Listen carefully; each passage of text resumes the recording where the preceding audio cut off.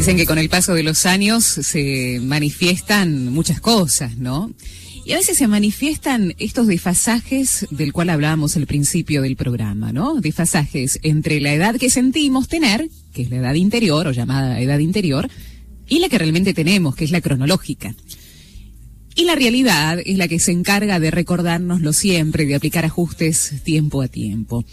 Nos hacíamos ciertas preguntas. ¿Por qué razón no vemos como supuestamente deberíamos? ¿Por qué no sentimos la edad que cronológicamente tenemos? ¿De qué se trata este desfasaje? ¿Es un índice que no queremos tener la edad que tenemos? ¿Cómo es? ¿De qué se trata? ¿Cuánto tiene que ver la autonomía? ¿Cuánto la madurez? ¿Cuánto el estado de ánimo? ¿Cuántas cosas, no?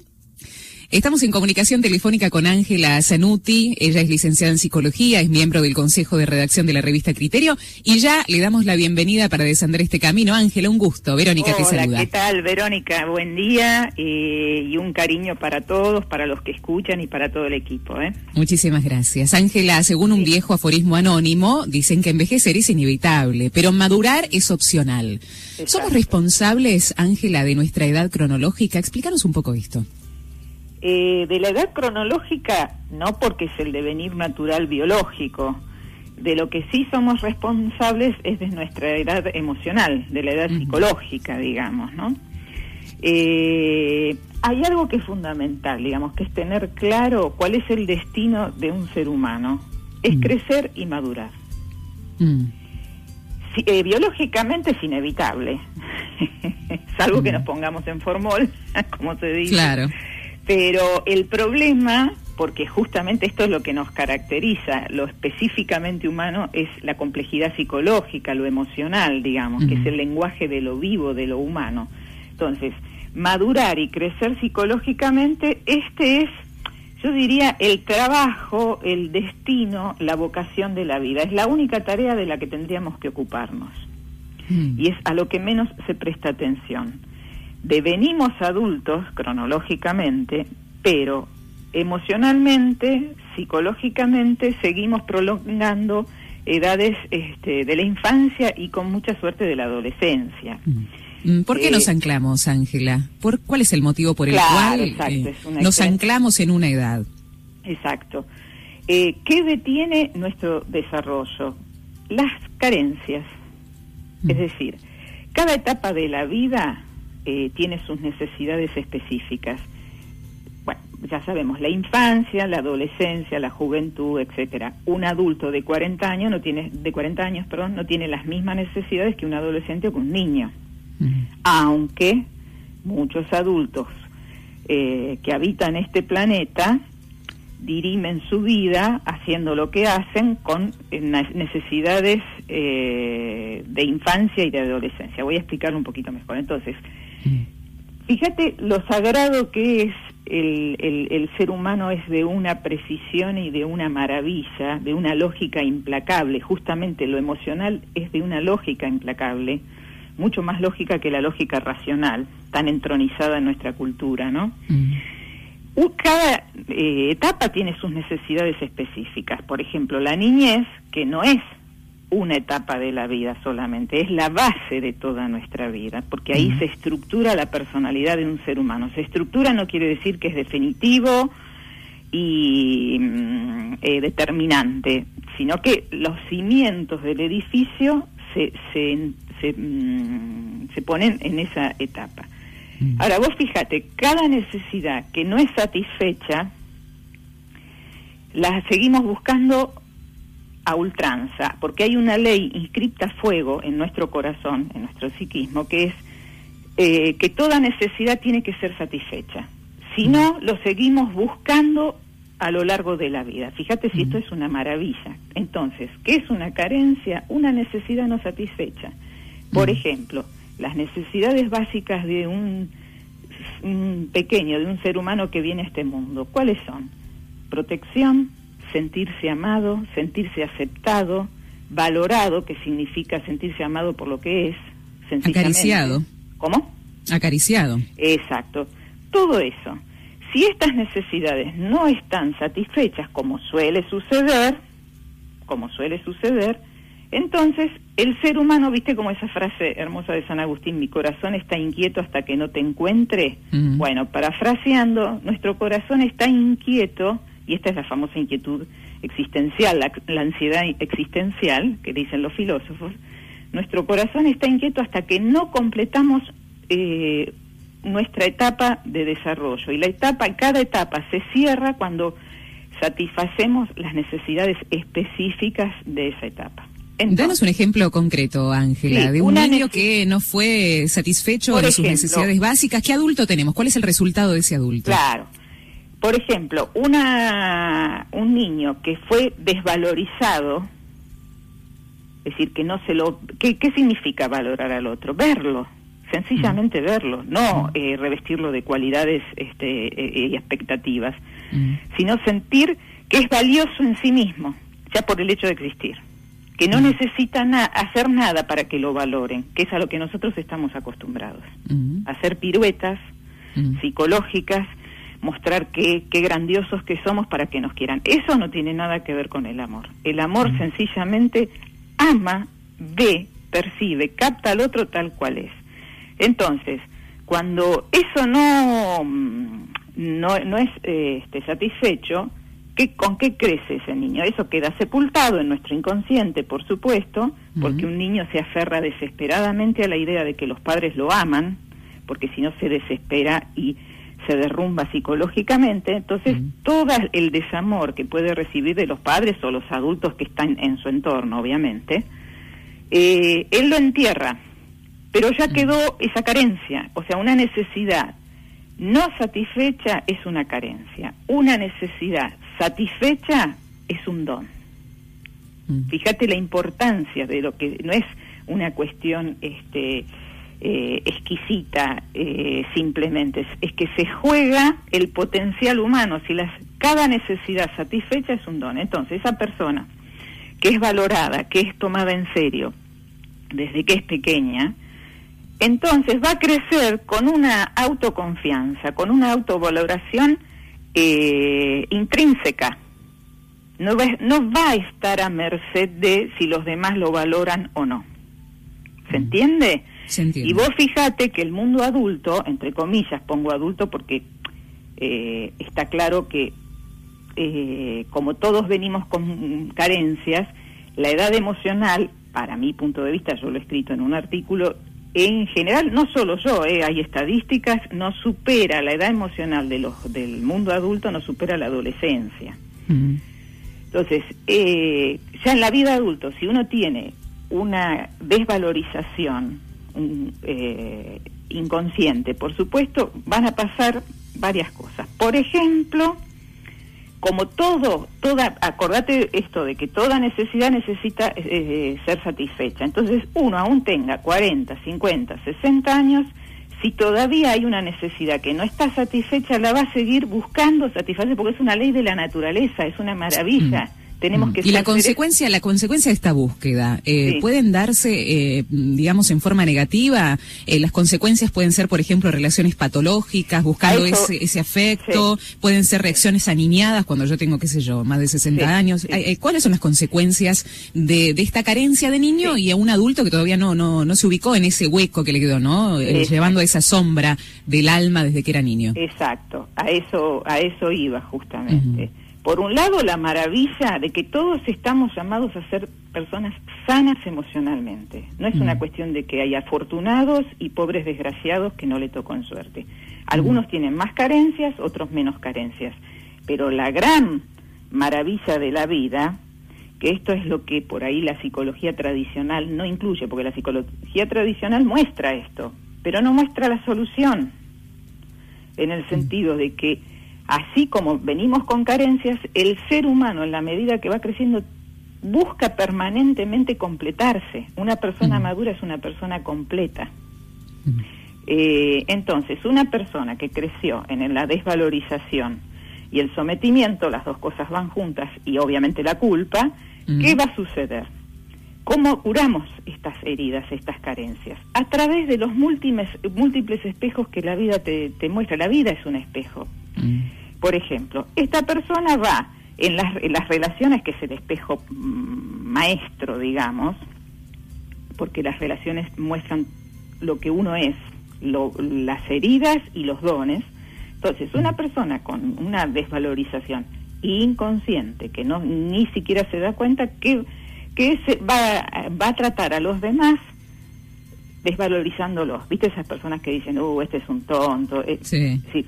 Todo cómo tratamos al otro es como nos tratamos a nosotros mismos o nos sentimos nosotros mismos. Entonces, va a construir vínculos donde o desvaloriza y somete a los demás, o los demás le hacen vivir a él el sometimiento y la desvalorización. Porque el espejo puede ser directo o a la inversa. ¿Pero para qué? Para sufrir, porque Dios tiene pensado el sufrimiento. No. Justamente porque esa es la manera que tenemos de enterarnos, entre otras cosas, a través de los vínculos, de lo que tenemos que sanar. Por eso es importante tener presente que un adulto es aquel que permanentemente se ve a sí mismo, es decir, que siempre sabe que está frente a sí mismo, no se victimiza ni culpabiliza al otro. Esa es una característica maravilloso, es maravilloso, ¿no? Cómo es el ser humano, y sí, lo importante es, como vos decías, siempre hay una luz de esperanza para darse cuenta, y que estos espejos nos sirvan para madurar. Yo quiero hablar de esta palabra, madurar. ¿Qué es madurar, Ángela? Vamos a una pausa musical para que podamos pensar primero este término, qué es lo que nosotros pensamos cada uno de los que escuchamos, y después a la vuelta lo podamos desarrollar. ¿Te parece? Sí, cómo no. Ya venimos. Estamos hablando de la edad emocional junto con Ángela Zanute. Ella es licenciada en psicología y miembro del consejo de redacción de la revista Criterio. Ángela, quedó pendiente este concepto, ¿no? Madurar. ¿Qué es madurar? Madurar es literalmente despertar a la vida. Es decir, esto merecería otro programa. Debido a una educación que domestica, anestesia, fragmenta y disocia, quedamos como adormecidos y anestesiados. ¿De qué? De nuestro potencial. Por eso digo que madurar es despertar a la vida, es despertar nuestro potencial, ese potencial que quedó a raíz de las carencias, dormido o en el sol. Enterrado, como dijiste vos antes. Exactamente. De hecho, nuestras limitaciones, nosotros no nacemos con defectos propios. Esto es muy importante. Todas nuestras limitaciones son potencialidades heridas. Lo cual, ¿qué quiere decir? Que de adultos, y esto es lo que nos erige en adultos, lo que nos convierte en adultos, es que nosotros podemos despertar ese potencial, trabajando nuestras heridas. No hay otra manera.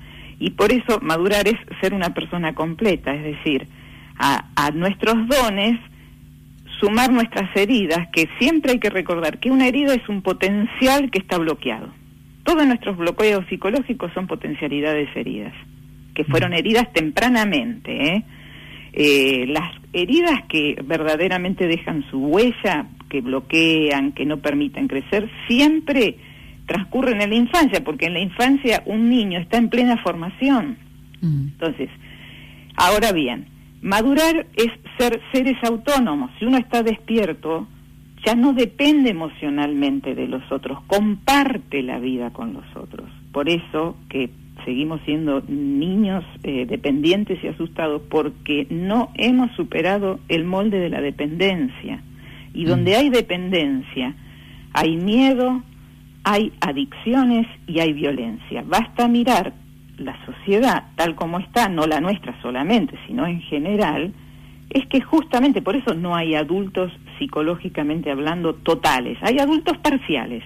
La política, la religión, la ciencia se dirime en el molde de la dependencia. Eso es lo que hace conflictiva la vida.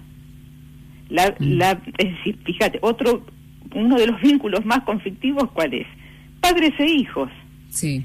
Ahora, no es porque sea en sí mismo conflictivo el vínculo, porque como todo vínculo está destinado a crecer y madurar.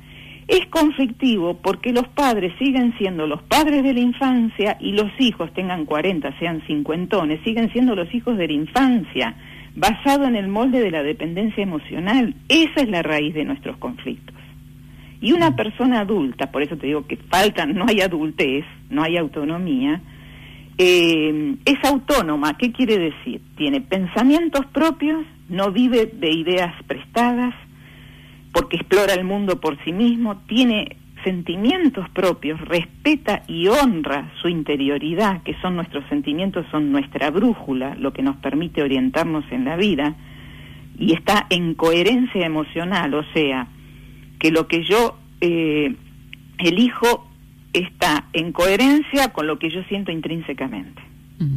Nosotros vivimos en incoherencia, que esta es la raíz de la enfermedad, enfermedad psíquica, física, etcétera. Y fundamentalmente, además de despertar de la autonomía, la libertad, que va de la mano, es una persona madura ama. Nosotros llamamos amor a cualquier cosa, a todo lo que tiene que ver con la dependencia. Donde hay dependencia hay dominación, hay afán de poseer. De hecho, el romanticismo se basa en eso, las canciones de amor en que se basa, cómo te poseo, cómo me dejas. Sí. Pero eso no tiene nada que ver con el amor. Una persona madura ama, y amar es ser una persona libre, y para ser libre hay que respetar la libertad del otro. Amar y dejar en libertad. Amar y dejar en libertad. Si no, no es amor. El amor por obligación no es amor. Sabés que has esclarecido muchas cosas, Ángel, ¿no? Primero el término de maduración. Por eso a veces se dice que madurar duele, ¿no? Porque nos hablabas de que madurar justamente es encontrarnos con nuestras heridas. Y muchas veces, bueno, la sanación de estas heridas y el cierre de estas heridas o la curación, bueno, por eso duele, ¿no? Y hablando de la maduración y de la autonomía, esto de tener pensamientos propios, de ir para adelante, cuando aparece el miedo, ¿qué pasa acá, no? El miedo es un paralizante para nuestra maduración, porque hay miedo a ser rechazado, miedo a no ser amado. ¿A qué hay miedo? ¿Por qué uno no madura y se queda en esta eterna adolescencia, en el cual, bueno, es la media del mundo, ¿no? Nos contabas, ¿no? Porque aparece el miedo, es uno de los mayores obstáculos para madurar. Sí. Hay dos universos en la vida de lo humano: el universo del miedo y el universo del amor. O se vive en el amor o se vive en el miedo. Pero como crecemos y no hemos superado el molde de la dependencia, donde hay dependencia hay miedo. Vos fíjate que el miedo al abandono, el miedo a no ser querido, el miedo a no ser aceptado, son los puntos más problemáticos de los seres humanos. Entonces, cuando uno intenta ser uno mismo y transgrede los mandatos familiares, ¿qué adviene? La culpa. El miedo, la culpa y la desvalorización son los sentimientos. En esto yo trabajo muchísimo, por eso lo digo con tanta contundencia. Son los sentimientos más cultivados desde la infancia, desde que nacemos, y luego perdura a lo largo de la vida. El miedo, la culpa y la desvalorización, producto de vínculos inmaduros y dependientes. Una persona, cuanto más madura es, más elige, es la libertad del sí y la libertad del no. Cuanto más inmaduros somos, menos elegimos. Eligen por nosotros. Basta pensar el sistema político, por ejemplo, que también la sociedad, la política, es un espejo de lo que somos nosotros. Se me ocurre preguntarte, Ángela, porque acá lo preguntan también, ¿no? Desde la Ciudad Autónoma de Buenos Aires, desde Río Negro, desde Córdoba, ¿cómo se rompen las cadenas? Cuando nosotros estamos dependientes de todo el tiempo, ¿no? En un momento, una luz me hace decir, estoy dependiendo, ¿no? No estoy despierto a la vida, quiero despertar. ¿Cómo hago? ¿Cómo rompo ese círculo? Bueno, para eso están los espejos maravillosos de la vida. Cuando tenemos síntomas, cuando tenemos una enfermedad, cuando tenemos relaciones conflictivas, todo eso, esa es la parte oscura, digamos, y un diría la sombra, ¿verdad? Sí. Esa parte oscura es lo que tenemos que sanar, y justamente por eso nos enfermamos, por eso tenemos síntomas. Las relaciones conflictivas me están mostrando, si yo estoy dispuesta a verlo, a verme en ese espejo, me está mostrando lo que yo tengo que sanar. Si yo permanentemente viene alguien y me miente, viene otro y me miente, la pregunta que yo me tengo que hacer es ¿cómo me estoy mintiendo a mí misma? Nada es azar. Tenemos que salir del paradigma del azar, de que la vida es un accidente, y del paradigma de la dualidad, de la separación, que tiene que ver con esta educación que yo te decía, que fragmenta, que nos hace creer que lo que está afuera no tiene nada que ver con lo que está dentro. Y de hecho, de ahí surge la culpa. Como para todo, el mundo se divide en dos: o me siento culpable yo, o culpabilizo a los otros. Por ejemplo, el discurso típico, para hacerlo más amplio, ¿verdad? Sí. De los políticos, la corrupción. Los políticos son el espejo de lo que somos nosotros, en el sentido de que, aparte hay todo un tema de inconsciente colectivo, digamos, ¿no? Vos pensás que en el inconsciente colectivo los que vinieron aquí, cuando se irrumpió en este continente, vinieron a buscarse el oro. O sea, eso es todo un inconsciente colectivo. Ahora, eso es para sanar, porque es como el inconsciente de familiar, es decir, los hijos heredan las heridas que los padres no tienen resueltas. De hecho, los niños no se enferman, los enfermamos. ¿Cómo es eso? ¿Cómo es eso? ¿Cómo podemos explicarle a una mamá esto, no? Que está comprobado, lo sabemos, pero sí. ¿Cómo puede ser que estas reacciones, a veces muy sintomáticas de los niños, tienen que ver con las heridas de los adultos? Y es un poco a la luz de lo que sucede. Individualmente lo mismo sucede a nivel colectivo. Si una necesidad no es satisfecha, queda una carencia, queda un conflicto no resuelto. Y lo llevamos de por vida hasta que la vida, porque además la vida es abundante y la vida es muy generosa, siempre nos da una oportunidad para satisfacer esa carencia. El tema es que no lo vemos. Lo mismo sucede a nivel de generación en generación. Lo dice la Biblia, los pecados de los padres llegarán hasta la tercera o cuarta generación. Yo cambio pecados, que no es un término que comparto, por errores. Los errores de una generación que no fueron reparados, pasa a la generación siguiente. Por eso aparecen enfermedades inexplicables en bebés, en criaturas, que no tiene, es decir, un niño es salud pura. ¿Por qué? Porque heredan programas de errores que no están resueltos, pero no es para hacerse el harakiri y culpabilizarse, todo lo contrario. Yo esto siempre se lo digo a los padres, yo trabajo mucho con padres, es al contrario, esto es para que despertemos y tomemos conciencia de que tenemos que sanar nuestros errores y liberar a nuestros hijos. Es despertar y no seguir poniendo afuera. De hecho, esta es la característica del adulto. El adulto es aquel que se hace responsable de su vida y no pone afuera. Uno de los grandes bloqueos es el bloqueo del victimismo. Creer que uno es víctima de los otros. Nuestra vida, la vida de un adulto, está en sus manos. Y esa es una maravilla, porque habla de nuestro poder de creación. Nosotros con nuestra vida podemos hacer una vida de víctima o ser maestros de nuestra vida.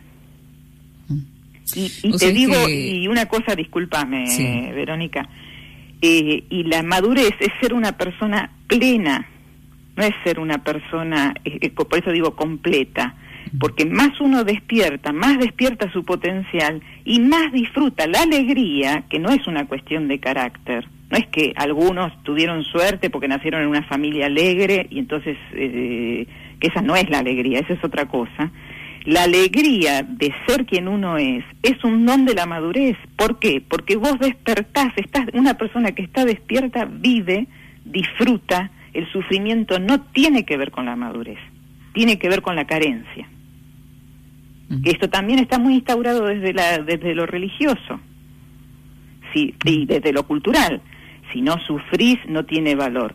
No es así. Una persona madura disfruta y está más preparada. Cuanto más despertamos nuestra capacidad de disfrute y de las pequeñas cosas, no se necesitan grandes cosas, más estamos preparados para recibir los conflictos de la vida. Es exactamente al revés. Hay miedo del disfrute también. Escuchándote, Ángela, me da la sensación de que estamos durmiendo una gran siesta. Exactamente. Estamos dormidos. Exactamente. Entonces, no se necesitan cualidades extraordinarias, porque si no sería como una casta, ¿viste? Gente que tiene la posibilidad de... está iluminada, que está muy también metido en la cultura. Están los iluminados y los pobres ignorantes. No, todos estamos llamados a despertar, y no hay que hacer otra cosa, no hay que tener cualidades extraordinarias. Luego, cuando uno despierta, despertamos nuestro potencial y no nos imaginamos las cosas maravillosas que tenemos. ¿Cómo encauzar esto? Porque nos hablabas, yo te pregunté cómo rompemos las cadenas. Sí. Vos decías que aparecen enfermedades, aparecen relaciones que tenemos que ver. Una vez que lo vemos, es un poco difícil manejar eso, ¿no? Porque decimos, ¿y ahora qué hago que lo veo? No. ¿Cómo seguimos este camino del despertar? Bueno, en eso ha hecho mucho daño la psicología también, ¿no? Viste, yo ya en la trampa del ya lo sé, sí, y no pasa nada, sí, eso porque somos muy mentales. La verdadera madurez es la integración emocional, el despertar es emocional. De hecho, en esto ha hecho muchos estragos, lo digo yo desde mi disciplina. Bueno, sí. Esto tiene que ver el iluminismo, ¿verdad? Que se ha entronizado la razón, la mente, y la mente no resuelve nada, es un instrumento que tenemos. Es con el corazón. De hecho, hay estudios maravillosos, que no es el espacio, obviamente, desde la física cuántica, desde la epigenética, estudios maravillosos de la neurociencia, donde se dice que el verdadero cerebro del ser humano, aquel que nos permite crecer, es el corazón, no la cabeza. Entonces, si uno ve, ya está, el cambio ya está. El problema es que no vemos, ver, es decir, ¿sabés lo que es ver? Es estremecerse. Cuando uno no se estremece es que quedó en la cabeza. Y está lleno, y muchas terapias fomentan el trabajo mental. Somos seres muy mentales, porque estamos disociados de nuestro corazón. Claro, es decir, la tengo clara, pero realmente el cambio no lo hago. Mentalmente. Claro, el cambio profundo no lo hago. Ángela, vamos a una pausa musical. Ya hay preguntas y comentarios de nuestra audiencia que después de la pausa quiero leer y reflexionar junto a ellos. Y seguimos hablando, ¿no? Con Ángela sobre la edad emocional y la edad cronológica. Ya venimos. Hola, ¿qué tal? Buenos días. Soy Gustavo y quería consultarle a la licenciada si todas aquellas heridas que nosotros recibimos, ¿no es cierto?, desde la niñez, que tanto nos condicionan en nuestro actuar, si están superadas cuando uno actúa de manera contraria a lo que ha recibido. Por ejemplo, si yo he recibido mucha agresión y soy hoy, por ejemplo, un papá totalmente dulce y benévolo, si esa herida que yo he sufrido desde niño ya está fuera. Bueno, muchas gracias, bárbaro el programa, los felicito. Bueno, y escuchamos a Gustavo. Tengo otras preguntas más. Estamos hablando con Ángela Zanutti, licenciada en Psicología y miembro del Consejo de Redacción de la revista Criterio. ¿Pudiste escuchar bien a Gustavo, Ángela? Sí. Sí, de hecho, mira, hay una frase de un gran poeta español, Antonio Gala. Él pregunta, ¿quién es el dueño de la herida? ¿El que la provoca o el que la padece? Y él dice, el amor, porque es el único que la cura. Entonces, el tema, es decir, siempre es más complejo, es decir, cuando en la vida es decir, como en la infancia hay circunstancias que destruyen y hay circunstancias que salvan, es decir, por ahí uno recibe profundo desamor en el seno del hogar y se encuentra con vecinos, tíos, que salvan esa existencia, ¿verdad? Es decir, para sanar una herida siempre es necesaria la presencia de otro semejante que nos haga entrar en contacto con el amor. El espejo. El espejo, exactamente. Entonces, obviamente que lo que dice papá, maravilloso, por supuesto, pero nunca se tiene que olvidar de que la herida es de uno y la tiene que sanar en uno. Es decir, además de dar a los hijos lo que no recibió, él se tiene que otorgar lo que no recibió. Siempre es uno. Luego, porque supongamos, no hablo de Gustavo, pero supongamos que él se esfuerza por dar amor a sus hijos, ¿verdad? fantástico porque está salvando vidas. Pero sucede que con la esposa, a la esposa la maltrata. Entonces, ¿qué quiere decir? O a sus compañeros de trabajo, o sale a la calle y se pelea con todo el mundo. Quiere decir que la herida está abierta. Porque en realidad,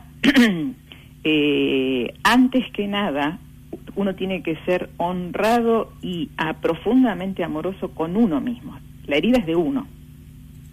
Entonces, si yo no recibí valoración, si yo no recibí amor, yo me tengo que proveer ese amor a mí mismo. Y luego, naturalmente, lo emano.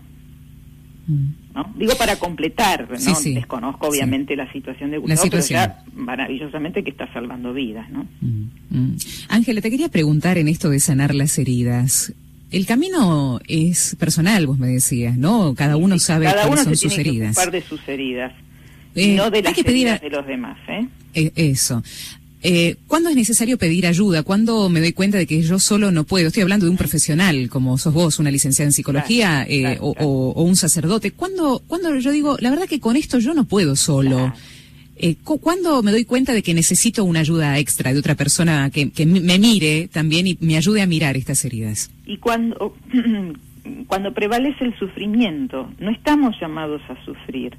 El amor es alegría, es disfrute, es libertad. Entonces, cuando una situación conflictiva, porque no nos olvidemos que si perdura en el tiempo es porque es algo inconsciente, que no podemos manejar, y para acceder a nuestro inconsciente, que viene a ser nuestro archivo personal, que es nuestro archivo histórico, que por razones de protección lo guardamos, entonces necesitamos un otro.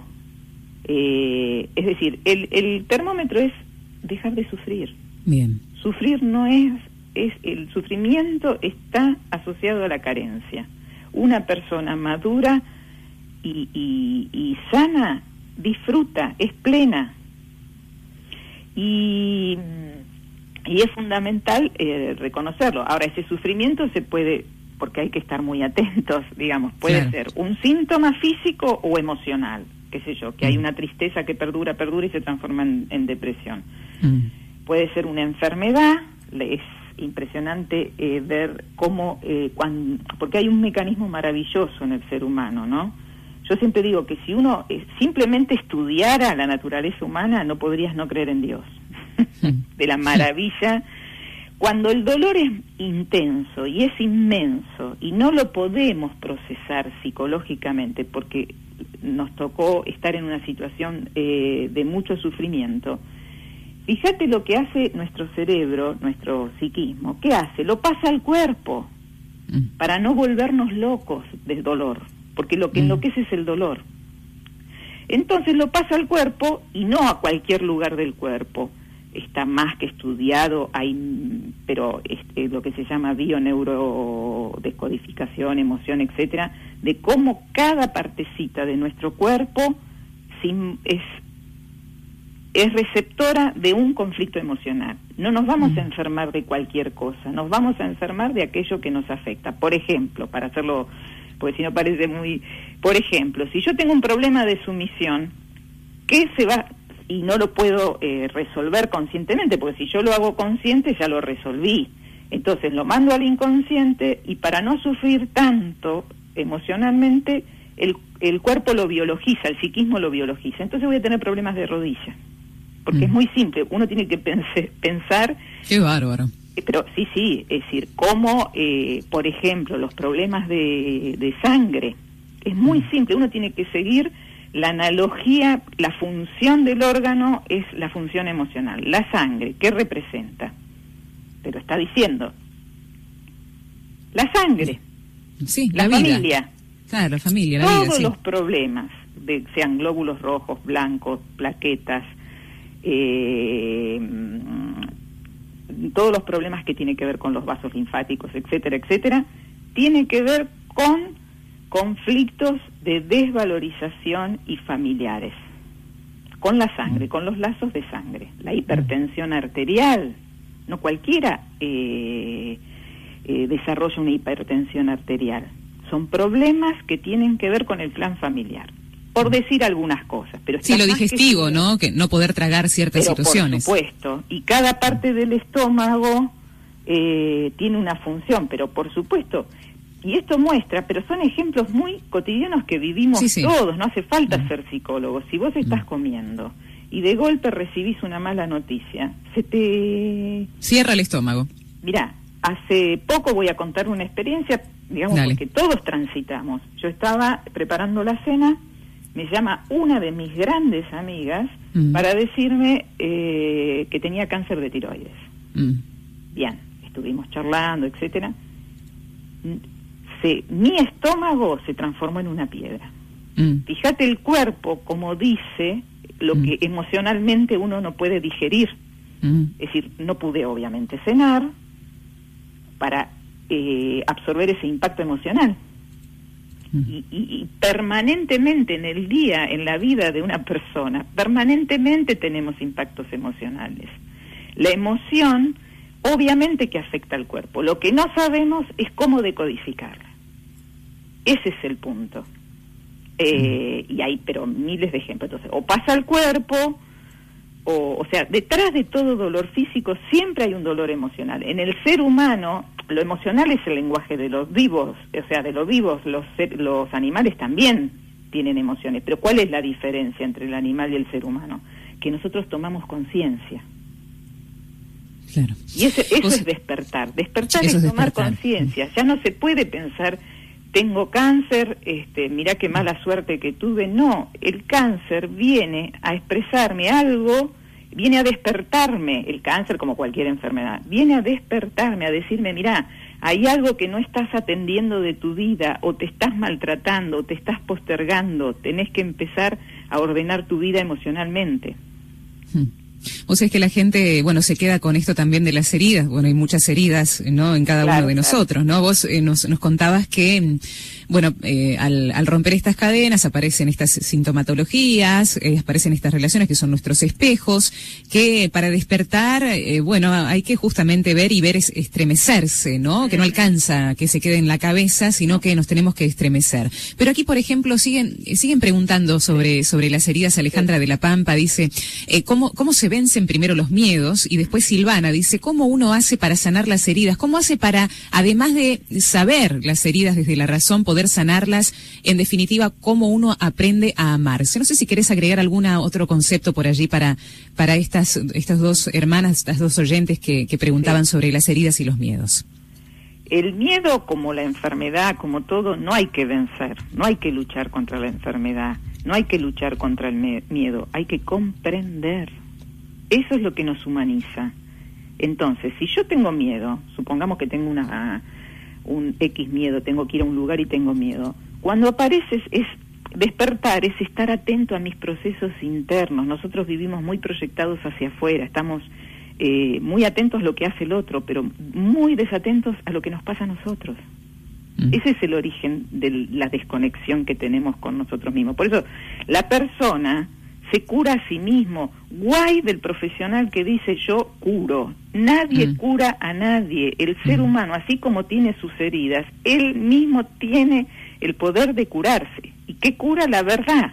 Entonces, si vos tenés miedo, el miedo no es para vencerlo. Cuando se es chico, ¿cuántas veces los adultos dicen, tenés miedo a la oscuridad? Andá, atravesá el pasillo oscuro. Es una barbaridad. ¿Qué se hace con eso? Se refuerza, ya no el miedo, el pánico. Entonces el miedo, cuando un niño tiene miedo, ¿qué hace un adulto empático y no dominante? Lo abraza, lo acompaña. Bueno, eso tenemos que hacer con nosotros mismos, comprender.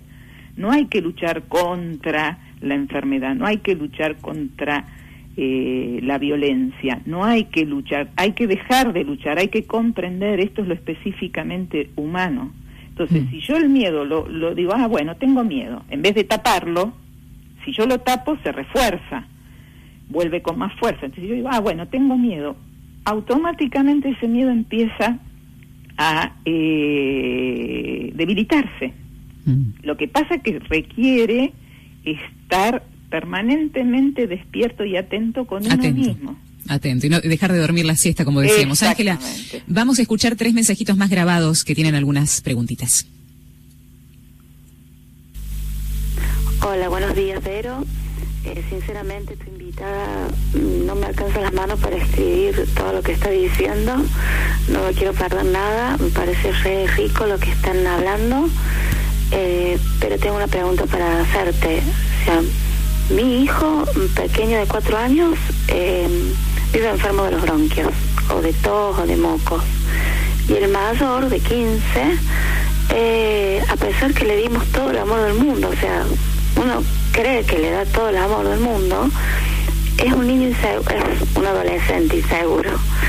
Y bueno, no sé qué pasó, y es verdad, a veces veo otra gente que no, que tiene hijos hiper seguros. O sea, ¿cómo lograr eso? Esa es mi gran pregunta. Bueno, bendiciones y muchísimas gracias por el tema y por la invitada.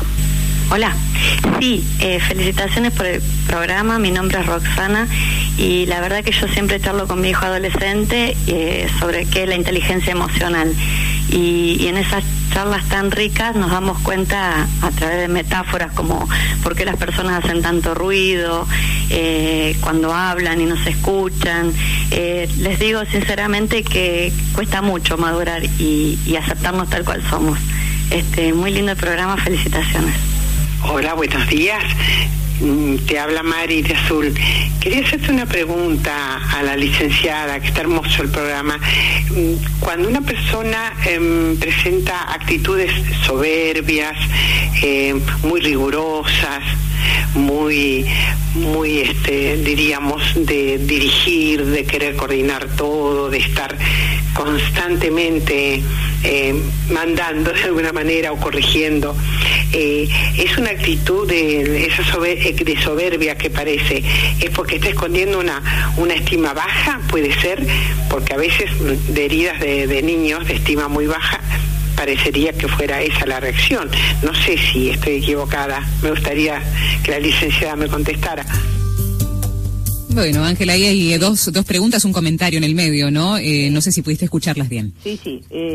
Voy a empezar por la primera, después me ayuda si se me escapa algo. Dale. El chiquito de los bronquios, siempre hay que pensar, cuando un niño, hasta los 16 años hay una enfermedad o un síntoma crónico, siempre es como el niño problema es el que absorbe todos los conflictos que la familia no tiene conscientes. Entonces, justamente es el más sensible, el más inteligente emocionalmente, es el que recibe toda la información que la familia no quiere ver. Entonces, si empezamos a ver que las enfermedades de los chicos están reflejando nuestro estado emocional de nosotros adultos, es otra lectura, que es una invitación, es como un síntoma físico que uno tiene, y te invita a decir, bueno, a ver, ¿qué es lo que tenemos que revisar? Es más cómodo decir, mi hijo está enfermo, que decir, a ver, ¿qué nos está pasando? Como pareja, como padres, Entonces, los bronquios, lo digo con todo cariño, por ahí le puede servir. Siempre los bronquios, si tiene que ver con las mucosas, es un conflicto de territorio. Y hay algo que no está ordenado en el territorio, me refiero al espacio psíquico en una familia. Es decir, el chico está biologizando un conflicto que tiene que ver con el tema del orden de los límites del territorio, de la invasión, amenaza de territorio, etcétera, que no es del chico, sino de los adultos. Y en cuanto al el adolescente inseguro, los hijos son un espejo, por ahí los papás se sienten súper seguros, y nunca pudieron integrar su propia inseguridad, porque una persona sana es, cuando yo digo completa, ¿qué quiere decir? Que es la que puede transitar por la seguridad, la inseguridad, la fuerza, la debilidad. Eso es ser seres completos, no ser solamente buenos, fuertes, valientes, que nunca tenemos. Eso es inhumano. Claro, no vivir como una pantalla, Ángela, ¿no? Sacar de nuestra vida la inseguridad, el miedo, el típico mensaje, ¿no? Sos varoncito, no llores. Exactamente. En estas cuestiones. Esa es la educación fragmentada que empieza a cercenar aspectos esenciales de nuestra vida. Luego, me causó gracia, con todo cariño, cuando dice, yo veo siempre el jardín del otro nos parece más verde. Nunca, no sirve mirar la vida del otro. Aparte, la vida del otro siempre vemos de la puerta para afuera, no sabemos lo que pasa de la puerta para adentro. Porque justamente toda la gente son fachadas. La vida de un ser humano hay que verla en la punta del iceberg y lo que hay abajo. Entonces, en la inseguridad del adolescente hay que ver la parte insegura de los adultos. Es decir, porque ningún bebé nace mintiendo, ningún bebé nace inseguro, ningún bebé es manipulador, eso se aprende. Y respecto a lo que decía la última persona, por supuesto que una persona soberbia, rígida, son defensas ante el dolor. Y es una persona controladora. Es decir, el control, ¿qué es? Miedo. Si una persona está centrada en sí misma, amorosamente, relajada, no necesita controlar. El control tiene que ver con el miedo. Del miedo derivan todas las emociones que la gente llama negativas, que no son tales, pero la ira, el resentimiento, la tristeza, todo deriva del miedo. En el universo del amor transcurre, digamos, con otra gama, ¿verdad? Así es. Ángela, a esta hora del mediodía nosotros siempre, hacemos una oración a la Madre del Cielo, sí. Rezamos en este tiempo el Regina Coeli. ¿Vos te podrías quedar unos minutitos más, así después de la oración podemos hacer un cierre? Sí, cómo no, por supuesto. Muchísimas gracias. Vamos a licenciada Ángela Zanuti, que es, psicóloga y es miembro de redacción de la revista Criterio, es una revista muy querida por nosotros, toda la gente de redacción de allí. Ángela, vos sabés que al inicio del programa le preguntábamos a la gente ¿qué edad sentís que tenés? Y aparecieron un montón de respuestas, ¿no? Y respuestas ligadas a las situaciones de la vida cotidiana. Por ejemplo, cuando juego con mis nietos, si tengo 70, me siento de 30. Si estoy enferma, tengo 30, pero me siento de 80, ¿no? Claro. Allí hay un mensaje que leía, ¿no? Que vos citabas en un artículo de Margarita Yourcenar, creo que es, ¿no? Margarita Yourcenar, sí. Exacto. ¿Qué habla de esto? Contanos cómo es que nosotros podemos tener varias edades de acuerdo a la hora o la circunstancia de la vida. Bueno, eso es lo que explica el tema del tiempo, digamos, que el tiempo es algo muy subjetivo. En realidad, cuando uno vive, como ahí está en la frase de Yourcenar, pero lo han dicho maravillosamente los oyentes, cuando uno juega, se siente un niño, cuando uno está estudiando algo que le apasiona, te sentís como en la plenitud, en la creación de la adultez. En realidad, el tiempo es una construcción subjetiva, y uno en un día, si uno es flexible, está blanda y se deja llevar por la vida en vez de controlarlo todo, transitas la niñez, la adolescencia. Es justamente la madurez, no es dejar atrás las etapas de la vida, sino tenerlas integradas a la vida del hoy. Y si hay algo que hace cesar el tiempo, que vivimos en una cultura que somos esclavos del tiempo, sí, es el amor. Vos cuando estás con alguien que elegís estar y amás profundamente, te olvidas del tiempo. Cuando estás haciendo algo que te apasiona, te olvidas del tiempo. Entonces, ahora, una persona madura es una persona flexible, que lo dice el Evangelio, hacerse como niños, no dice seguir siendo niños, que es muy distinto. Y uno es eso. De ahí surgen las grandes incomprensiones intergeneracionales.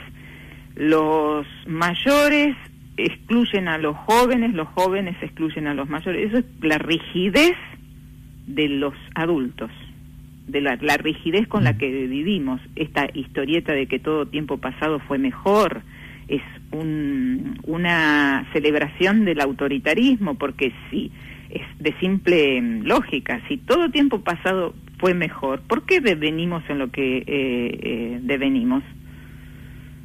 Porque una cosa buena lleva a otra buena, no puede llevar a algo malo, ¿no? Pero esta cosa de rigidez y de soberbia de los así llamados adultos. Vos fíjate que, hablando de todo lo que dije, digamos, si hay un signo de que no hay adultos emocionales, es decir, que no hay verdaderamente personas plenas que vivan en la abundancia, y no me refiero a la abundancia material, sino a la abundancia, porque la vida es abundancia, es ver la cara de los adultos. Más se va creciendo y más rostros opacos, amargos, desmotivados. Por esta... Sí, leía que un niño se sonríe 300 veces en el día. Un adulto me parece que mucho menos, ¿no? Exacto, sí, con suerte. Un par de veces. Un par de veces.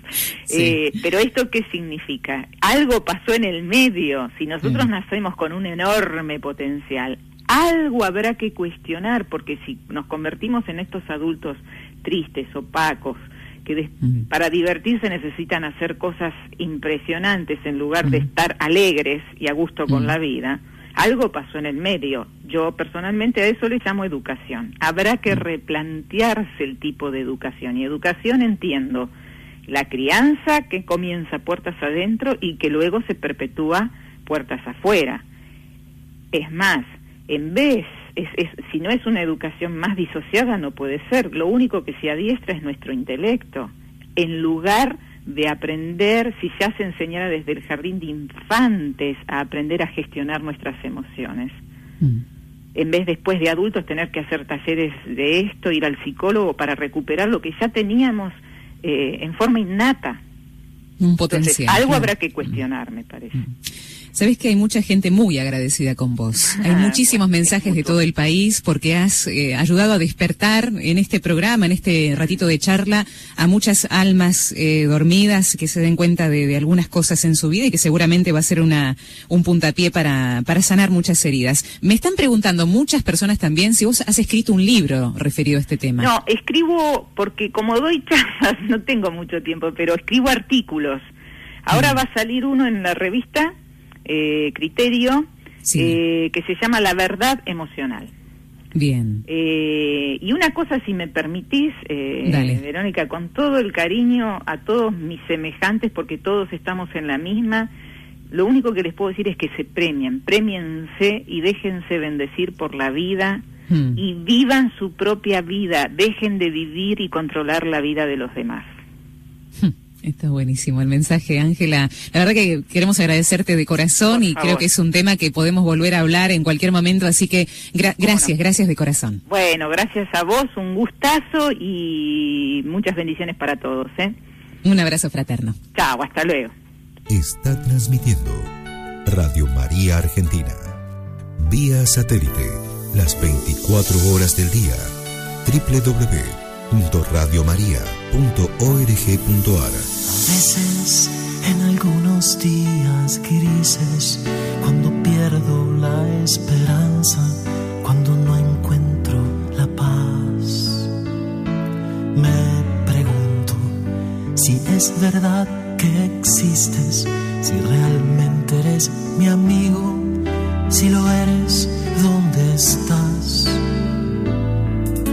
Es ese momento cuando dudo, un momento de vacío y de fría oscuridad,